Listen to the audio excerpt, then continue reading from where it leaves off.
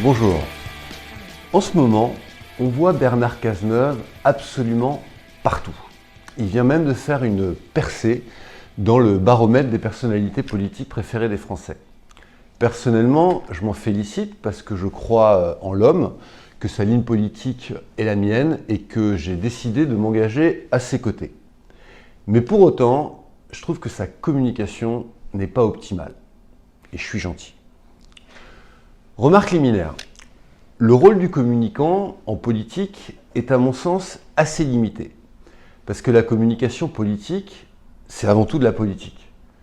Le communicant doit rester à sa place et ne pas se substituer aux politiques. La com ne doit pas l'emporter sur la politique, sinon ça devient du spectacle politique.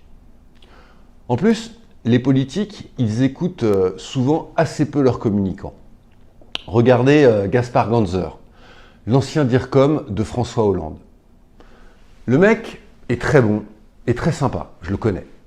Mais il a beau être invité partout et sollicité sur tout un tas de sujets en tant qu'expert de référence, ce qu'il est, il reste de fait, en termes de résultats, l'un des pires communicants de la Ve République. Parce que Hollande, en termes de com, il a vraiment été super nul. Et pourtant, il avait un très bon communicant. Alors revenons-en à Bernard Cazeneuve. Si on résume, un peu à la Schlag, son positionnement et ses traits d'image sont à peu près les suivants. 1. Il a une vraie stature d'homme d'État avec un magnifique parcours, une forte crédibilité et des convictions dont il n'a jamais dévié. 2. Il a un très bon positionnement politique, celui d'une gauche républicaine, européenne, constructive, modérée, humaniste, écologique et réaliste. Une réelle alternative entre le libéralisme autoritaire d'Emmanuel Macron et le populisme radical de LFI et de la NUP. Et ça répond à une vraie demande. Il y a un espace politique pour cette ligne. 3. Il est complètement associé à François Hollande, que moi j'aime beaucoup, mais qui le plombe. C'est un point fondamental dont on va reparler. 4. Ensuite, il fait vieux, alors qu'il n'a que 59 ans.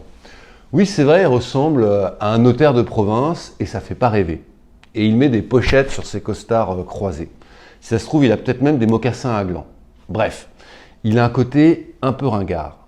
5e, il n'ose pas y aller franchement. Il est trop en surplomb dans le débat public. C'est bien de faire des matinales à la radio ou des plateaux TV tout seul en mode « je suis au-dessus du lot », mais à un moment, il va falloir descendre dans l'arène, parler de sujets concrets, faire des propositions et se confronter aux autres. 6, enfin, sa communication est franchement pas terrible. Quand il a créé son mouvement, la Convention, personne n'en a parlé. Et si vous allez sur son site web, c'est vraiment le pire site du monde. Même dans les années 90, on faisait mieux.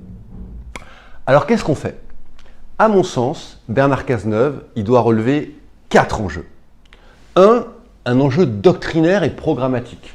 On voit bien quelle est sa ligne politique et son positionnement. Mais maintenant, il va falloir travailler sur les contenus et les propositions concrètes. 2, un double enjeu de différenciation et de rassemblement. Il doit se différencier en continuant à taper sur LFI, la NUP et sur Macron, mais en même temps, il doit montrer qu'il est capable de rassembler à gauche. Une ligne de crête difficile à tenir. 3, il a un enjeu de clarification. On a besoin de savoir quelles sont ses véritables intentions et ambitions. Clarification également vis-à-vis de François Hollande et de son quinquennat. Doit-il s'en détacher ou au contraire s'en prévaloir? C'est une question capitale. 4e enjeu, enfin, un enjeu d'émergence, d'incarnation et de leadership. Il doit nous faire un peu rêver et transporter les foules. Alors on passe aux travaux pratiques et à l'opérationnel. Là aussi, je vais essayer de faire court, mais quand j'ai préparé cette vidéo, j'avais des tonnes de trucs dont je voulais parler, alors je me limite à l'essentiel. Pour moi, sa stratégie de communication à Bernard Cazeneuve doit être articulée autour de 3 piliers. Un pilier stratégique, un pilier opérationnel et un pilier plus tactique. Au niveau stratégique, je l'ai dit, Bernard Cazeneuve doit absolument clarifier son positionnement par rapport à François Hollande et au bilan de son quinquennat. Et pour tout un tas de raisons, je pense sincèrement que Bernard Cazeneuve doit endosser ce bilan et même s'en revendiquer. Parce que le bilan de Hollande, qui n'a jamais pu être défendu, il est très bon. Alors oui, il était nul en com, il a mal incarné la fonction, la déchéance de nationalité était un scandale, la loi travail une connerie à ce moment du quinquennat, l'utilisation du 49.3 une erreur, etc. Ok. Mais tant sur le plan économique que social et sociétal, Hollande, que moi j'aime beaucoup, il a réussi une performance extraordinaire. Diminuer les déficits publics, restaurer les grands équilibres macroéconomiques du pays, mener une politique de l'offre qui a permis à notre économie et à nos entreprises de devenir plus compétitives, et le tout en préservant et même en approfondissant notre modèle social. Souvenez-vous des 60 000 postes dans l'éducation nationale, de la retraite à 60 ans pour les carrières longues, du tiers payant, de l'augmentation du RSA, etc. L'inverse de Macron. Sans compter les réformes sociétales, type mariage pour tous. Il a tenu les deux bouts de l'omelette. Alors chapeau l'artiste et vive Hollande. Et Bernard Cazeneuve, il n'a pas le choix. Il est tellement marqué par Hollande qu'il ne va pas pouvoir s'en détacher. Donc il faut qu'il revendique ce bilan et qu'il le mette à son crédit. Et par rapport à la NUP et à LFI, il doit continuer à taper. La gauche radicale et populiste ne peut en aucun cas être l'avenir de la gauche. Si on veut que la gauche accède aux responsabilités, oui, il faut pouvoir la rassembler. Mais ce rassemblement ne peut se faire qu'autour d'une ligne politique réaliste, constructive, centrale. Si le rassemblement de la gauche se fait autour de la ligne politique de LFI, c'est la certitude de la marginalisation. Alors on tend la main au PS, aux écolos, aux communistes, au PRG, etc. mais pas à la France insoumise. Il faut être extrêmement clair là-dessus. Deuxième priorité stratégique, Bernard Cazeneuve doit être source de propositions. Au-delà des constats, on veut des propositions concrètes. On l'a vu lors du débat sur la réforme des retraites. Les opposants s'opposent, mais ils peinent à proposer. Du coup, ils sont peu crédibles et n'offrent aucun débouché politique. À cet effet, il faudrait qu'il publie un livre. C'est pas très original, c'est un peu un passage obligé, mais c'est incontournable. Et pas un livre sur François Mauriac, comme il vient de le faire. Non, un livre politique. En plus, comme ça, il fera plein de médias pour en parler. Sur le plan plus opérationnel, Bernard Cazeneuve doit aller au bout de sa démarche et finaliser la création d'un véritable parti politique social-démocrate, républicain, européen, humaniste et écologique. Parce que pour l'instant, c'est vraiment pas clair en termes d'organisation. Il a d'abord publié une tribune en septembre ou octobre 2022, puis un manifeste signé par de nombreux élus. Ensuite, il a créé la Convention, qui est un mouvement mais pas un parti. On s'y perd. Je sais qu'il veut y aller progressivement, Bernard Cazeneuve, respecter des étapes, des séquences. Mais le risque, c'est qu'il donne l'image d'un homme un peu velléitaire qui aime se faire désirer. Maintenant, il faut y aller et créer un vrai parti. Parce que si tu veux avoir du poids en politique, c'est pas compliqué. Il faut être capable d'aligner des militants et des candidats lors des élections. Et les militants, il faut les alimenter. Moi, je suis candidat, je suis dans le Calvados et j'attends toujours que l'on me fournisse des affiches et des tracts pour aller sur les marchés et promouvoir Bernard Cazeneuve. Pour autant, pas la peine de se déclarer candidat à la présidentielle de 2027. C'est trop tôt et il risquerait de se consumer avant l'échéance. On a le temps. Deuxième point sur le plan opérationnel, il lui faut une vraie équipe de communication avec de vrais professionnels.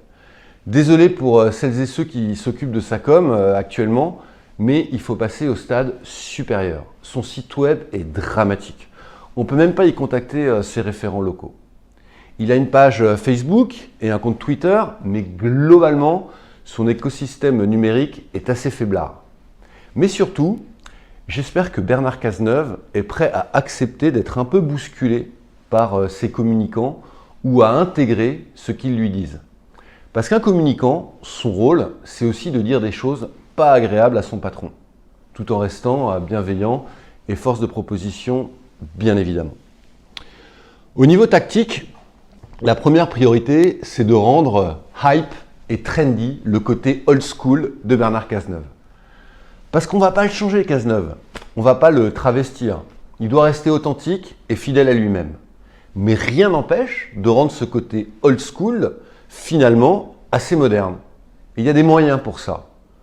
Dans un débat public polarisé, hystérisé, fait de clash et de trash, c'est en fait vachement tendance et avant-gardiste d'être posé, réfléchi, un peu Troisième République. J'imagine assez bien une affiche de Bernard Cazeneuve en mode affiche Obama 2008, mais différent bien sûr, avec un slogan du type responsabilité ou république. Ça ne fera pas vibrer les foules, mais ça le positionnera. Enfin, je l'ai déjà dit, mais je le répète, il doit accepter de descendre dans l'arène et de se salir les mains. La politique, c'est avant tout des idées, mais c'est aussi prendre et donner des coups. Si tu veux avoir de l'impact en politique, il faut se confronter aux autres. Alors après les matinales ou les émissions où il est seul en scène, il va falloir aussi faire des débats et taper sur des adversaires. Je suis sûr qu'il en sortira gagnant. Parce que quand on voit le niveau moyen des femmes et hommes politiques aujourd'hui, quand même super médiocre, il va les manger tout cru. Par effet de contraste, il va gagner en force et en institutionnalité. Voilà, c'est fini. Désolé, j'ai encore été trop long et pourtant, j'ai pas dit tout ce que je voulais. Et enfin, Monsieur le Premier ministre, cher Bernard, si vous avez besoin de communicants pour renforcer vos équipes, c'est quand vous voulez et je vous ferai même un petit prix. Parce que je vous soutiens et que je crois en vous. Allez, ciao, merci.